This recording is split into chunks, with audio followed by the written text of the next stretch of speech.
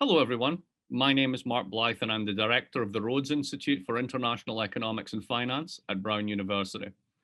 It is my pleasure to welcome Martín Guzmán, Argentina's Minister for the Economy, to talk with us today. Not just about Argentina's in the news recent debt restructurings, but more importantly, about Argentina's program for recovery and sustainable economic growth going forward.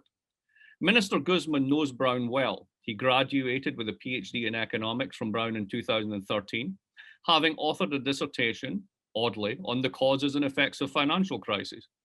Prior to becoming minister in December 2019, he was a researcher at the Columbia University School of Business and director of their public debt restructuring program. He's currently an associate professor of the Faculty of Economic Sciences of the University of Buenos Aires and is a tenured lecturer at the School of Economic Sciences of the National University of La Plata. He was also, by many accounts, an exceptional soccer player during his time at Brown, and was a member of winning teams called Volvox, and most appropriately for an economist, Random Walk. Someone else, who is no stranger to Brown, is William Bill Rhodes, a member of the class of 1957, the benefactor of the Rhodes Center, and the chair which I am proud to take as mine, who is the founder behind the Rhodes Center and also the benefactor behind the William Rhodes Dissertation Fellowship, which Minister Guzman was the recipient of when he was a PhD student. Bill's entire career was spent in financial markets, including the Latin American debt restructurings of the 1980s, and we've asked him to set up the minister's talk for us with a focus on how he sees Argentina's challenges going forward. A few matters of housekeeping before we begin. We need to keep this event to an hour. You still have time to keep this to an hour and still have time for meaningful audience engagement. If you're on the local Brown Zoom and you have a question, please put it in the Q&A function of Zoom. If you're watching on YouTube Live, please put your question in the comments. We have people monitoring both sources. When we get to the Q&A, to avoid complications with muting and unmuting, I shall relay the questions to the minister. And with that, over to you, Bill, to open us up. Thank you very much. Thank you very much, Mark, and it's a great honor and pleasure to be able to introduce Martín Guzmán here today. As a person who first visited Argentina when I was a student at Brown, I have followed the Argentine economy very closely ever since. And with my banking career, I restructured the sovereign debt of the country on 5 different occasions. During that period, it had numerous agreements with the International Monetary Fund to support its economic reform programs. Last year, Minister Guzman successfully renegotiated the Argentine debt, again, with a supporting package from the International Monetary Fund.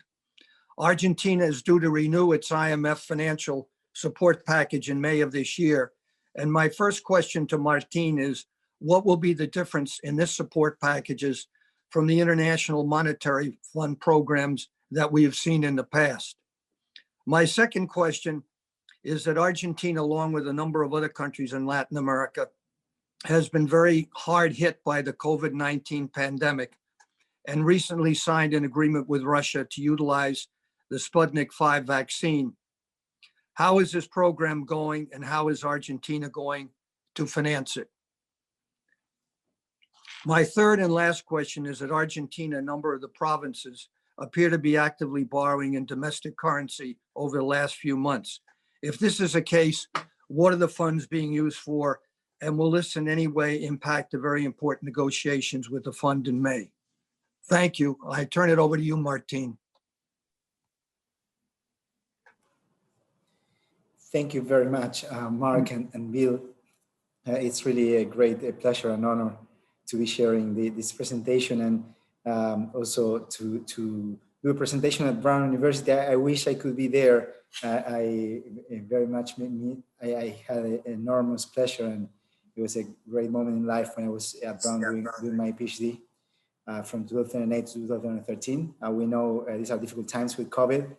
Hopefully the next time will be there in person. So let me thank you again, Bill, for the questions and for the work you've been doing for decades. I'm going to respond to each of them But I will start providing a brief overview of the situation Argentina has historically been facing, the situation that the country has been facing over the last few years, and what the pandemic brought us and how we've been dealing with the pandemic and with the other challenges at the macroeconomic level. So for starters, Argentina has had a long history of booms and busts. The economy for decades has suffered from not just macroeconomic volatility, but also volatility of the trend. The output trend has changed drastically many times over the last few decades. This is something different than what other economies with volatility experience, that they mostly experience volatility of the cycle, not volatility of the trend. Let me tell you an anecdote. I was last year at the G20 meeting, one of the private meetings. I was discussing Argentina's economy with one of the finance ministers of G7 economy. And at some point he said, this is too alien for me when hearing about Argentina's economy. But I know I'm facing an audience that is interested in what's going on in Argentina and ready to understand the challenges that we're going through. In 2016, Argentina, after a long battle in New York courts with creditors that had bought Argentina's debt on the cheap and had litigated against Argentina, reaccessed international credit markets and the country started to borrow. There was a perception by creditors that Argentina was going to follow with some probability a vibrant path of economic growth. The government by then was considering that this was something that could actually happen, and the country started to borrow, but only 2 years later, there was a massive change in expectations. The change in expectations led to a classic sudden stop in capital flows and the beginning of a macroeconomic crisis that came with an acute currency crisis. Debt became unsustainable and a restructuring was needed. We took office on December 2019, a few months before the pandemic hit the world. One of our initial goals was precisely to restructure the debt denominated in foreign currency with foreign creditors and take it to sustainable levels. But COVID-19 hit the economy, hit the war and hit Argentina, and it led to a redefinition of priorities and a redefinition of the logistics and the process for the debt restructuring negotiations. In terms of how we reacted to COVID-19, and this will address Bill's second question, we basically defined 3 principles for reacting to the challenges that the pandemic imposed. The first principle was that health was the #1 priority, and we had to take measures of reducing circulation of people, circulation of goods, in order to avoid that the virus spread too rapidly and damage and it was incompatible with what the health system could bear. This, of course, had economic consequences. We defined 2 other principles to deal with the economic consequences. The second principle was that we had to adopt policies to protect the most vulnerable, the ones that fell into a situation of vulnerability because of the consequences of the pandemic, also the economic consequences of the pandemic. And the third one was that we had to preserve the organizational capital and jobs. It was very important to avoid hysteresis effects, to avoid long-lasting effects of COVID-19 on the economy, that we make sure that firms remain alive, that jobs were protected. So we adopted a number of policies that had to do with those principles, including direct transfers of cash, reductions of taxes that affected labor, direct subsidies of wages in the private sector, and other measures, including subsidized credit in order to make sure that we're protecting jobs and we were protecting firms. We had to do this in the context of a debt crisis. And in a debt crisis, there is virtually no access to credit. So that raised the level of the challenge. But in the meantime, we conducted a debt restructuring process. Well, Bill knows a lot about this. Bill has been one of the most influential persons in the history of debt restructurings, and he knows the complexities that get involved in the debt restructuring process. You can imagine when you add the impossibility of traveling, what this means in terms of logistics, in terms of a negotiation process, in which it's of course easier when people meet face to face.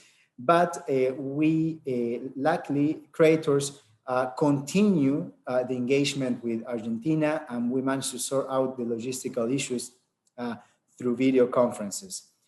For the restructuring, we basically decided a strategy that attempted at different goals. First goal, what did we want at the time of doing the restructuring? We wanted to restore debt sustainability, to make sure that we were taking commitments that the country could fulfill. We did not want to make empty promises. It is in the history of the restructurings, we've seen many cases in which the size of relief comes in the form of too little, or it comes too late. And when it comes in the form of too little, later on, the restructuring has to be done again, and the consequences are well known. The economies don't get the capacity and the conditions, don't restore the conditions that are necessary for restoring economic growth, for putting the economy back to work. So we wanted a sustainable debt restructuring process. The second goal was to do it orderly. We wanted to avoid a disorderly restructuring that could be associated with problems later on, and we thought of the restructuring as a first step towards building a constructive relationship with our investors. So that's why, despite the fact that when we took office, it was obvious that debt was already unsustainable, we, the executive, the government, asked Congress to be able to use part of the foreign reserves of the central bank to continue serving interest payments for some time while we conducted an orderly debt restructuring process. We knew that there was a risk. There was a risk that creditors did not accept the debt sustainability constraints, but we wanted to have a chance to give a shot at this. Then we engaged with the international community and the domestic community in building a common sense on what Argentina needed. The International Monetary Fund produced a technical note on debt sustainability, a debt sustainability analysis. That was very similar to the debt sustainability analysis that Argentina's government had produced, and defined the debt sustainability constraints that were very close to the ones that we had defined. We got the support from a number of members of the G20, massive support from the international academic community, a letter of support to Argentina's restructuring process from more than 150 economists, including 4 Nobel Prizes. And we also got massive support domestically. Congress, the National Congress passed 2 laws that were critical for conducting the debt restructuring process with almost unanimity in both chambers. There was support from the academic community, support from the private sector. It was a process in which there were ups and downs. And at the end, after a few months, we managed to finalize the debt restructuring process. Collective action clauses were activated, and we had an acceptance rate, a final rate of 99%. As in every debt restructuring process, it's very difficult to identify every single bondholder. So this 99% was equivalent to virtually having no holdouts. This was a very important result for us, because not only there was a substantial reduction in the scheduled debt payments of about $37 billion over the course of the next 10 years, and a reduction of the coupon rate, the interest rate, from an average of 7% in US dollars to 3.07%, plus a reduction of in face value of 1.9%. Not only that happened, but also there will be no litigation. So this is another important aspect of what was achieved. This was just a necessary condition for economic recovery, not a sufficient one. We are now in a process of putting order putting the macroeconomy in order, and in the process in which we had an economic program of which the budget for 2021 is the centerpiece that attempts at a number of goals. First, sustain economic recovery. Second, reducing inflation. Going to Bill's first question, the IMF. Let me again give you a bit of background. In 2018, when the macroeconomic crisis, when the change in expectations happened, Argentina's government quickly resorted to seek an IMF program, and a standby agreement was achieved. This standby agreement was based basically on two macroeconomic pillars. First, the idea that a fiscal austerity in times of recession would be effective to restore confidence, and therefore Argentina would reaccess international credit markets at sustainable rates. Well, Mark is one of the persons in the world who knows most about how dangerous this idea is. It did not work. Basically, fiscal austerity in the context of a recession basically deepened the recession. The second macro pillar of the previous program was that contraction in monetary policy in the context of a recession was going to be effective to stabilize prices, to reduce inflation. It did not work either. Prices did not stabilize. On the contrary, inflation increased. And what happened was that the contraction in monetary policy in the context of persistent inflation led to a reduction of credit in real terms and a large increase in the interest rate, which contributed to deepen the economic recession. So, Bill, with respect to your question, what will be different? Well, what we're doing is first to remember what happened in the past, to avoid those mistakes. We're working constructively with the fund staff in order to build a program that works, a program that is based on different tenets, understanding what the structural problems, the macroeconomic problems of Argentina actually are, and understanding that there is one premise, one principle that has to be respected, which is that there is no economic stabilization if there is no economic recovery. Therefore, the program has to be designed with economic recovery as a first goal. This program is a program that we are defining a number of goals, both for the external front and from the domestic front. Argentina, for instance, needs an accumulation of foreign reserves in order to build a resilience, in order to build resilience that gives us more exchange rate stability. We also need to resolve the problems of the fiscal deficit at a pace and in a way that is consistent with sustained economic recovery. All these details are under discussion now. We hope to continue building mutual understanding. This is something that has been happening. There has been a process of building mutual understanding, and we continue doing the same, and also building a common sense at the international and at the domestic level on what will work for Argentina. Let me finalize with our role in the international community. We been going through a number of years in which multilateralism was not working well, and if there was a time at which, at least in the last few decades, in which cooperation was more important, are these times. So Argentina, as a member of the G20 and a member of the IMF, will look forward and will continue working alongside the other countries of the world in order to be a more inclusive, a more equitable, and a more dynamic global economy.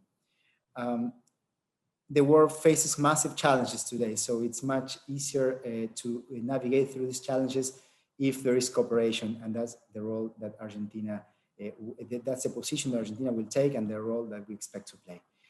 Let me finalize my initial remarks here, and let me thank you again for this opportunity, and I look forward to the discussion. Thank you very much for that, Martin. Because Bill was so parsimonious with his time, we're actually well ahead and we have plenty of time for questions and answers. We have a couple of them coming in. I encourage the participants in the audience to please send in more questions so we can build them up.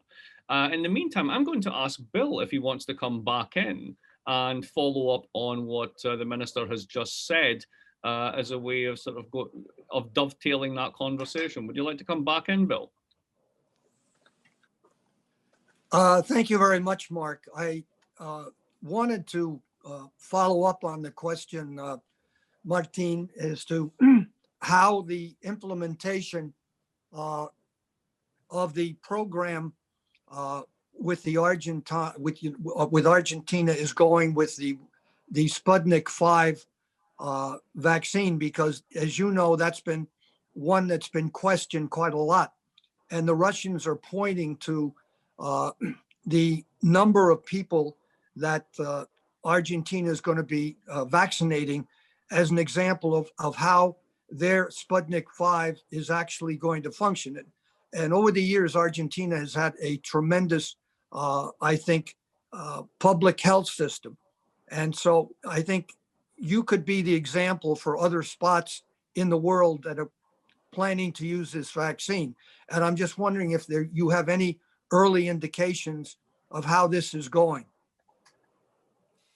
Thank you, Bill. So, yeah, with regard to the vaccine, we signed a deal with Argentina, signed a deal with Russia for the provision of vaccines. And this is something that every week the country receives a number of doses. And the vaccination plan is going in terms of the definition of priorities as it was initially defined by the Ministry of Health of the Republic of Argentina. Of course, the vaccination campaign will be very important for dealing with the pandemic. And we had a positive start, and like every country in the world, we expect to be able to have a rapid process of vaccination. In the meantime, the pandemic is still here. The economy is already recovering. It's been on a recovery for a number of months with a heterogeneous pattern. There are some sectors of the economy that require a social proximity that suffer still the consequences of the pandemic. For instance, the tourism sector, clearly. There are other sectors that have been recovering at a faster pace, the one that do not require social proximity. Our expectation is that as long as the pandemic gives us a break, then the economy will establish a more solid recovery. I think, Mark, I would have one other question before you open it up. Fortunately, you had some good news, Martin, in the sense that YPF was able to reach an agreement with his creditors this weekend. And I'm just wondering, are there any of the provinces at this particular point in time? I know the province of Buenos Aires had, foreign debt, sovereign debt problems. And I'm just wondering how that is going, because you, in Argentina, you have so much autonomy in the provinces. How is that program going? And is it supportive of what you did on the restructuring package for the sovereign, Argentina, and for the work you're doing in trying to implement a reform program within the country? Thank you very much, Bill, for asking this question. So the world recognized that Argentina did not have the capacity to meet the original debt contracts in the way they had been written. Argentina did not have the capacity to pay an average interest rate of 7% in US dollars. It was just something unfeasible. And there was a restructuring that was based on sustainability principles. With the provinces, what happens is that each province also is part of the country, and there is only one source of foreign revenue for the country, which is the difference between the exports and the imports. So the debt sustainability principles for the provinces have to be the same ones as for the country, for the sovereign nation, when it comes to debt service capacity in foreign currency. which is different than debt service capacity in domestic currency. There are provinces that are still in the process of debt restructuring, and there are creditors that do not seem to understand the problem of debt sustainability in foreign currency for provinces that are part of a country in which there was a balance of payment crisis that meant basically that there were a scarce foreign exchange in order to meet debt payments. So this lack of understanding from a number of creditors on the debt sustainability constraints that the provinces face lead to processes that are lasting longer than the one that we conducted from the national government. Bill, you mentioned the province of Buenos Aires. That's an example in which the province of Buenos Aires has been leading a restructuring process that is aligned with the debt sustainability constraints that both Argentina's government and the IMF recognize, but it hasn't yet had an engagement of creditors in the sense of respecting the debt sustainability constraints that have been defined. So still, there have been substantial differences between what is sustainable and what creditors are demanding. And the same happens in other provinces. For us, what is of the essence is to do it right rather than to do it fast.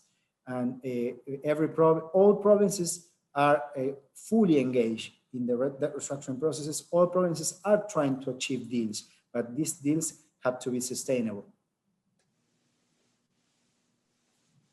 Mark, I turn it back to you. Great, thanks, Bill. So I'm going to start pulling in the questions now that we've had submitted. There's some very good ones.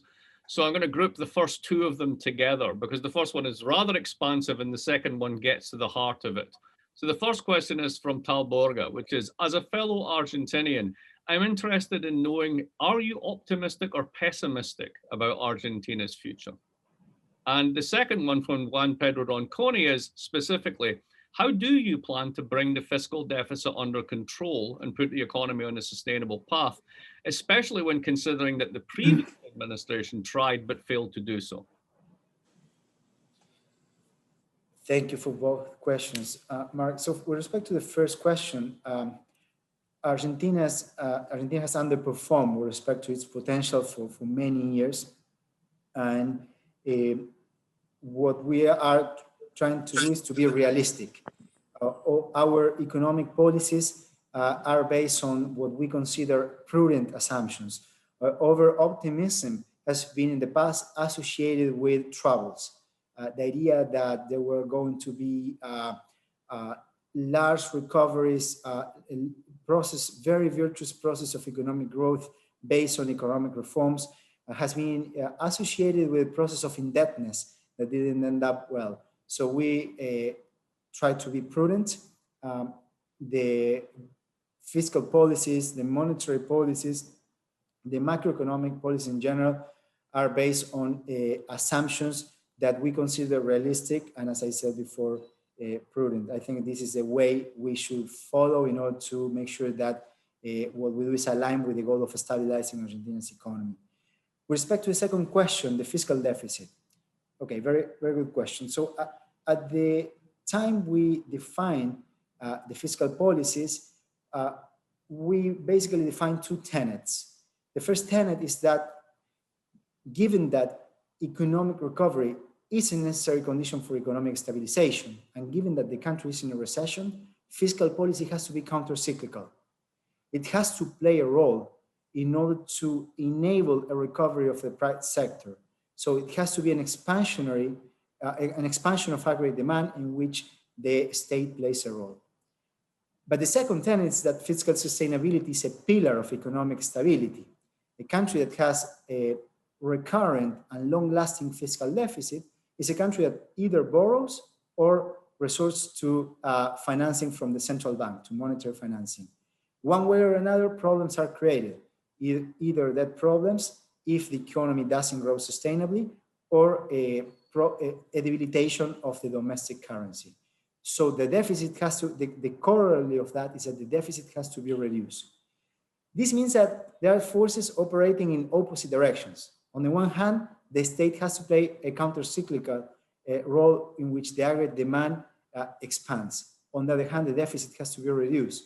So this establishes a sort of thin corridor through which the economy has to transit, such that if there is too much expansion that requires more monetary financing, that will have destabilizing effects on the exchange rate, and that affects the stability of the economy.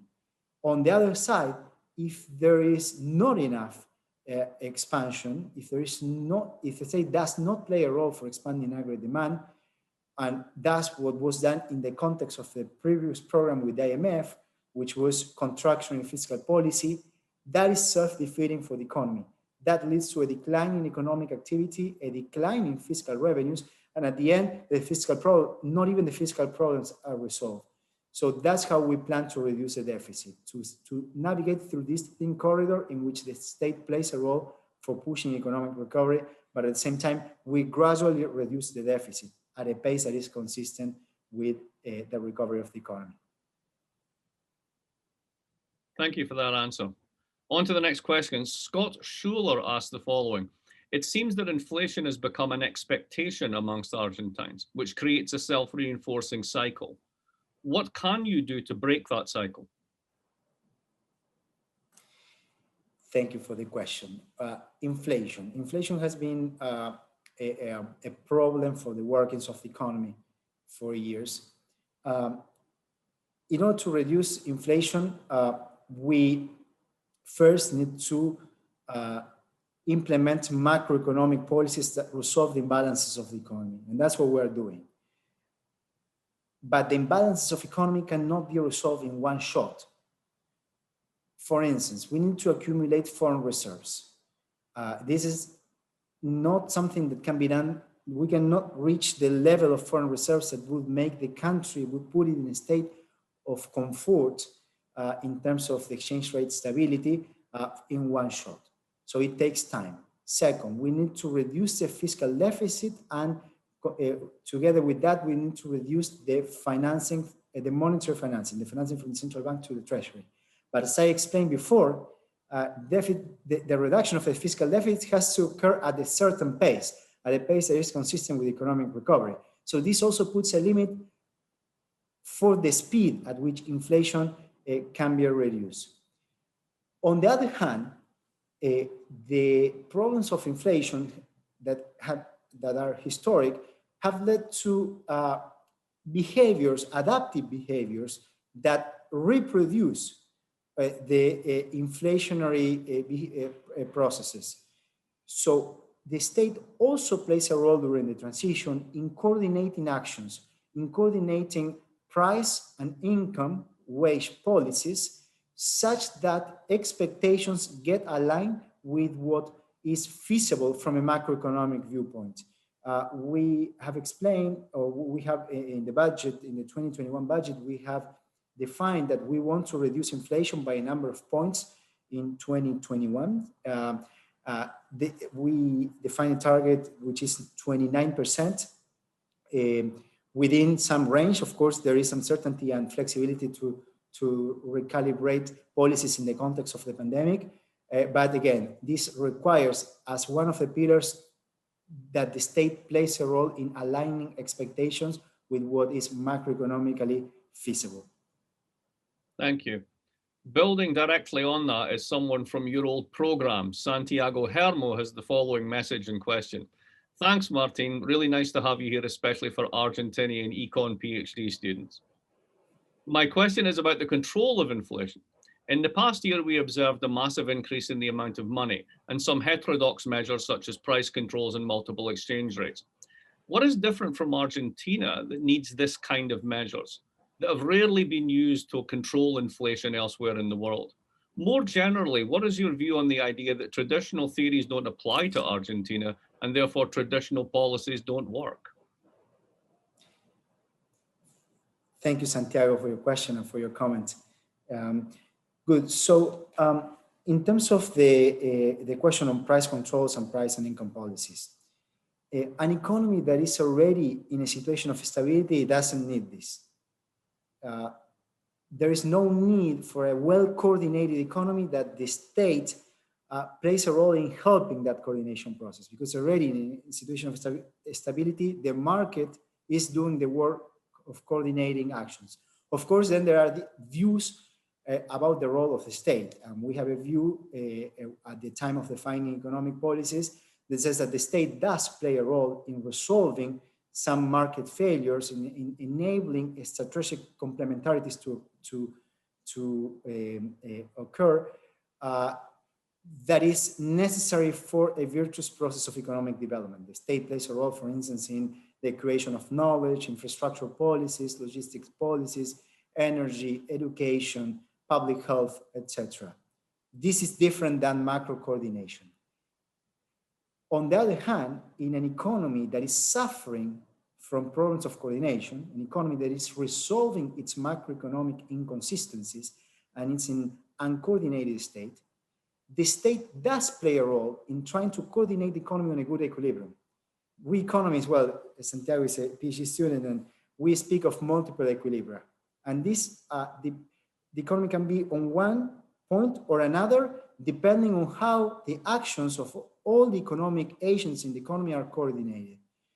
Expectations matter. So it could be that everyone expects inflation to be of a certain level, say 20, and everyone will therefore make pricing decisions based on that expectation of future marginal costs.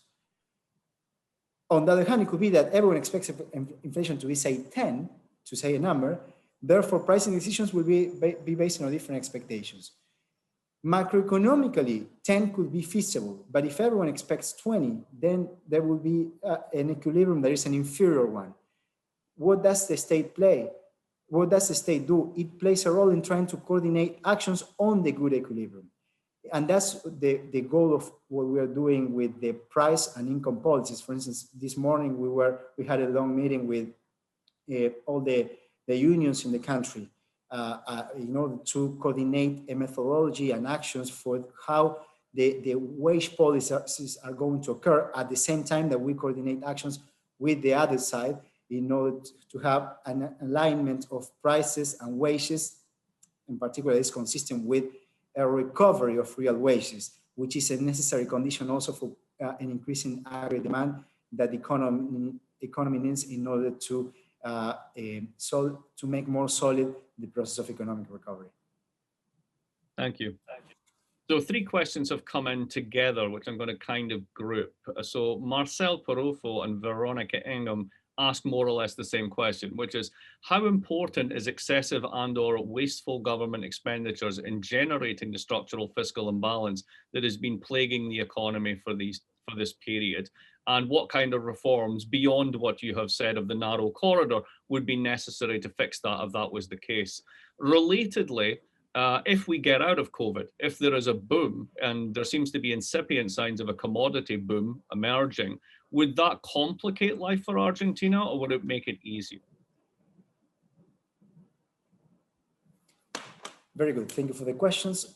First, in terms of spending, what we've done in the 2021 budget is to redefine priorities. Of course, the restructuring gives fiscal space to the economy in order to, for us to be able to implement the public policies that we consider are necessary for economic recovery in the short term and for sustained growth with inclusion in the medium term. So what have we done? At the time we redefined priorities, there are some spendings, mostly the interest payments have been reduced, and others that have increased.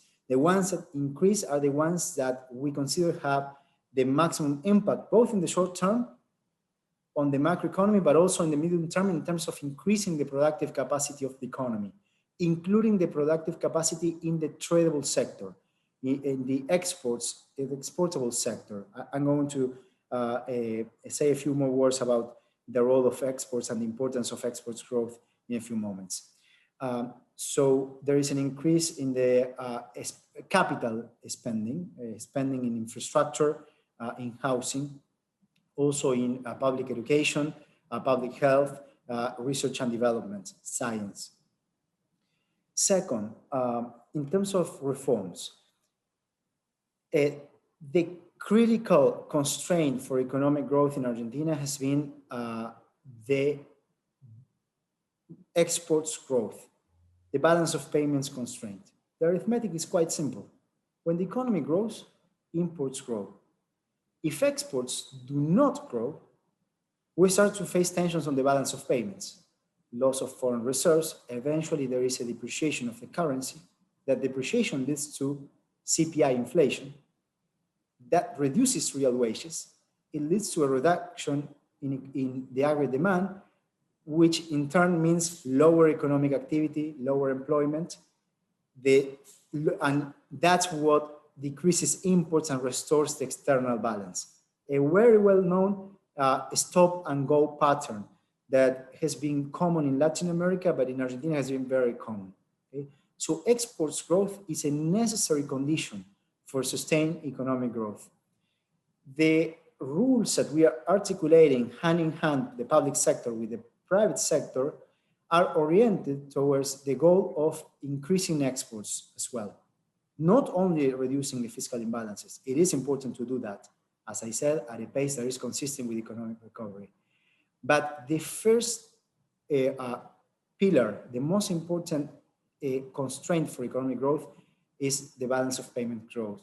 So that's why we've been working with the different tradable sectors of the economy, the agro-industrial sector, the energy sector, the services intensive in knowledge sector, in order to build rules that provide more predictability and enable these sectors to exploit its potential, and therefore allows Argentina to experience a dynamic path of exports over the next few years. Thank you for that answer. Again, I'm going to group two questions that have come in, one from YouTube and one from inside the Brown community. So Martin Courageous asks a more long-term question. Given that the Republic is preoccupied with COVID relief, how does the minister feel about the prospect of addressing other economic crises in Argentina, which existed before the pandemic and are quite deep-seated? For example, income inequality, commodity dependence, essentially shifting, if you will, the growth model to a better growth model. And then Mark Sobel has written in, which is a much narrower question, but also very important. Thank you for the thin corridor explanation. But given this, how big a primary deficit as a percentage of GDP can Argentina run in 21-22 without causing even more inflation or depreciation? Do you have the sources of financing lined up to cover that deficit? So one very long term and one immediate short term. Very good. Let me get to both of them. And I in the previous question, there was a question about COVID that I didn't respond, so I'll get back to that one as well. COVID, what led us to adopt the measures that I defined earlier in the presentation for the principles of protecting the population in situation of vulnerability and protecting organizational capital and jobs, was the adoption of a lockdown, circulation restrictions. Today, we still have COVID, but we have no lockdown. There are no mobility constraints at the ones that we had early at the beginning of the pandemic. So that changes the economic landscape. The economy, as I said before, is recovering with a heterogeneous pattern, but it is recovering, and the measures that are needed today are different than the ones that were needed at the beginning of the pandemic. With respect to the question on the primary deficit, Mark, so we defined for the 2021 budget a primary deficit goal of 4.5% of GDP. This is what we consider to be within that thin corridor. Part of this is financed with credit. This possibility has to do with the fact that since the moment we took office, we work on rebuilding the market for public debt in domestic currency and rebuilding the peso yield curve as a departure point for the development of the domestic capital markets, which is something that we need to develop in order to increase the levels of savings that the country needs in order to finance investments that are necessary for economic growth. and we will aim at reducing that primary fiscal deficit over time. Again, it takes time. That's why that's one of the reasons within multiple reasons why we also have to be gradual in the process of reduction of inflation. Great. We actually have 10 minutes left. I've got a couple of questions in here. I'm going to ask Bill if he wants to come in and ask anything at this point. What do you think, Bill? Well, one of the things I wanted to ask Martin, because he's covered a lot of subjects here, inflation, growth, COVID. But one of the points I think that is so important is the foreign trade situation between Argentina and its neighbors. And I'd like some comments, Martin, from how you see Mercosur functioning these days, because there's been a lot of criticism that it hasn't worked out as well as it should. And talks about a possible merger with the Pacific Alliance. So first of all, do you think that in this age of COVID, Mercosur is functioning properly? And do you hold any hope for some eventual merger with the so-called Pacific Alliance? Thank you.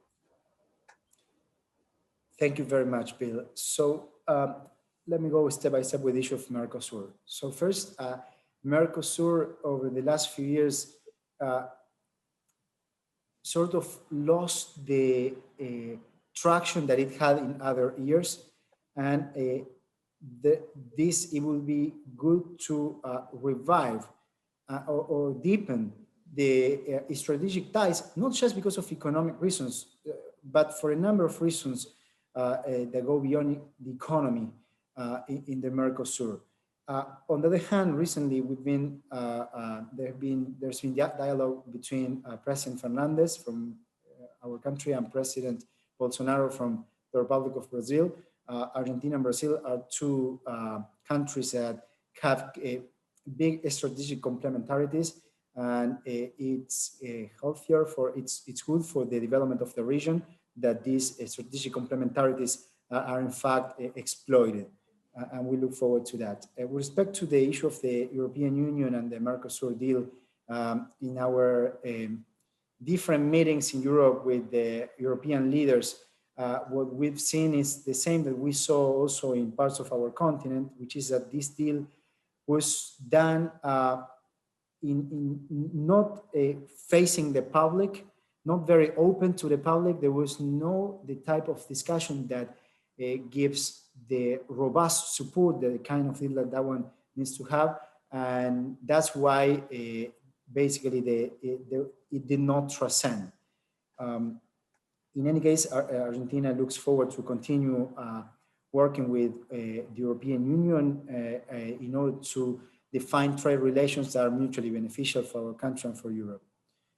I guess I left one of your questions aside, but I guess I responded to most of them. No, I wanted to just ask you about all of these, questions you hear and statements, maybe idealistically, about a possible merger of Mercosur with the Pacific Alliance. And some people even talk about that in context of an arrangement between the two with the EU, which you commented on. Because your neighbors on the other side of the Andes are also important to you. So maybe you want to comment on that. Yeah, no, I wouldn't, I don't have much to add to that because we are not at a point in which there's anything solid to say about that. So there are comments, but I wouldn't comment on that as on the basis of some solid agreements or anything that is worth of being discussed at the moment. So we do have two questions that are a little more micro and Argentina focused, and I think they're both very interesting. So I'm going to take the focus away from this kind of macro and monetary focus towards here. Barbara Stallings, I think, is looking for some inside information here, but here is the question. I realize this is not your portfolio, but I wonder if you have any insights about the recent news from Argentina. This news says Argentina has managed to snag a deal with China to produce batteries and even electric cars rather than selling raw lithium to China. Is this true? And if this is the case, how was this deal achieved? No, Mark, I have no comments on that I one. thought as I'm much, sorry. but I thought I would ask. I thought I would ask. And then similarly, Pedro Martino from Uber asks, thank you for your time. I'd like to have your view about how the tech environment could help Argentine recovery after COVID. And what are your thoughts about the debates related to taxing the digital ecosystem? Taxing the digital ecosystem. Yes.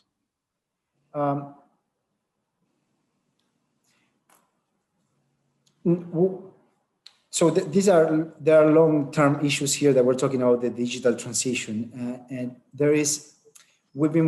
we consider that the knowledge sector and the digital economy is an important part of our economy that needs to be developed. That's why in 2020 the National Congress passed a law that defines rules, that gives predictability for the development of the knowledge-intensive sector, which we call Economía del Conocimiento. That's basically the framework that is going to stand for now. It's a framework that we consider solid, and it will remain in time for the time that the law establishes. So this might be our last one, depending on the length of the answer. But Lucrezia Yarlegorda asked the following question, which I'm going to add something onto myself as I suppose I want to. First, thank you for your time. As expectations matter, as you say, how are we going to generate positive signals to improve expectations? In other words, how do we build trust for investors? And I'd like to put this in a bigger context. The Macri administration, which preceded your government, was very much favored by international institutions and was seen in a very positive light. They made noises of gradualismo, etc. It had a great deal of market confidence. The IMF backed this. And then, as you noted in your talk earlier on, suddenly expectation changed. And all of that, but was good, suddenly became bad and became a problem.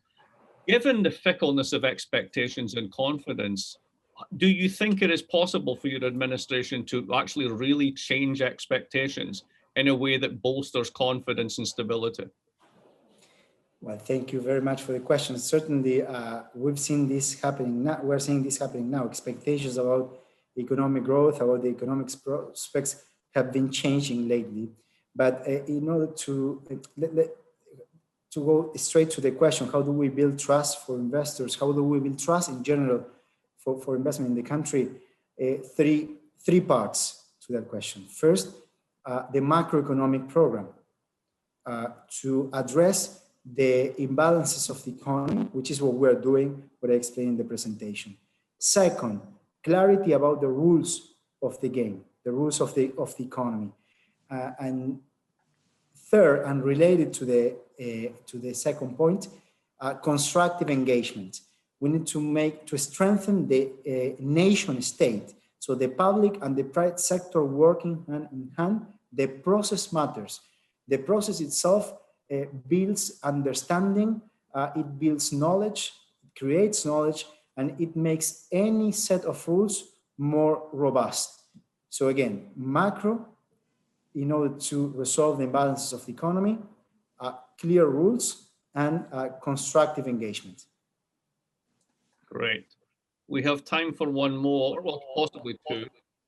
Sofia Vidotto, who's one of the PhD students in political science, asks, again, it's a confidence question. Considering the Argentine central bank reserves are increasingly low, are you considering any specific plans or policies to build citizens' trust back in the national currency?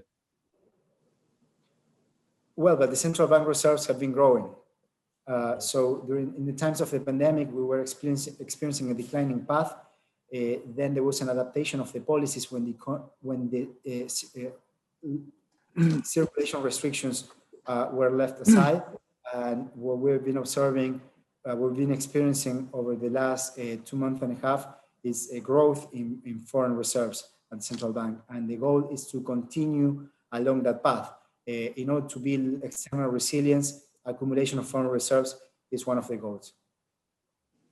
So I will ask one very quickly and then pass over to Bill for a last comment as we're in the home stretch. It very much seems to be the policy consensus in the COVID moment that austerity is not the way to go, particularly in the global north.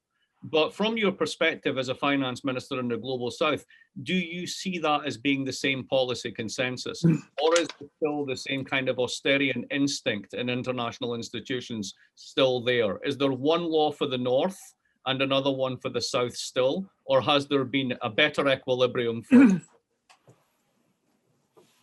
Thank you very much for the question. So certainly austerity is not the way to go.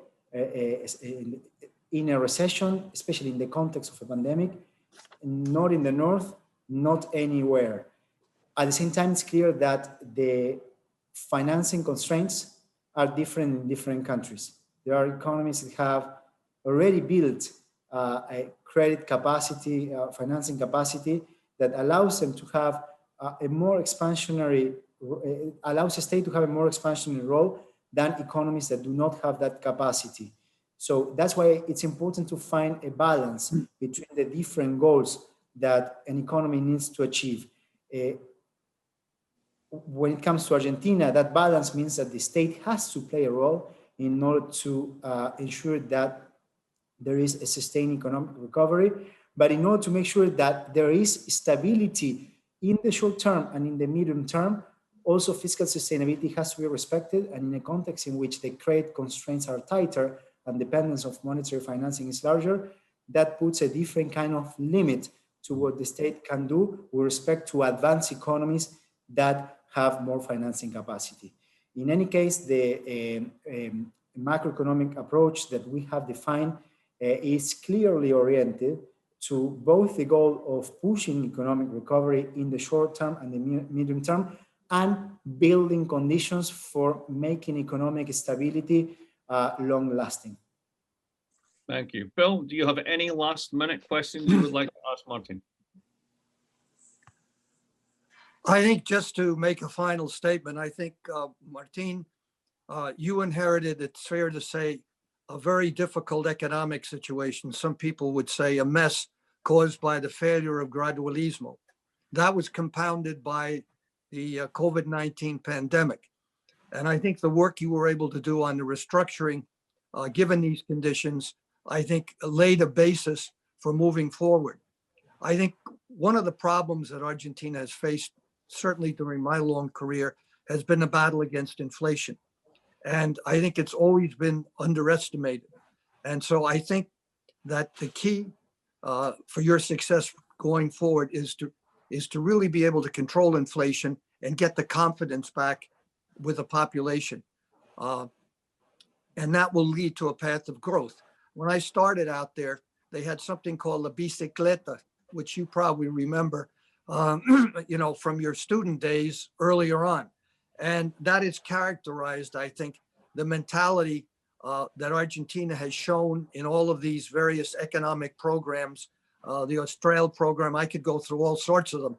And I think you have an opportunity here, notwithstanding all the problems you've inherited and now exacerbated by COVID-19, to really establish a base of confidence within the Argentine population. And if you can do that, then you will attract foreign investment, because foreign investment goes where there's confidence in the local population.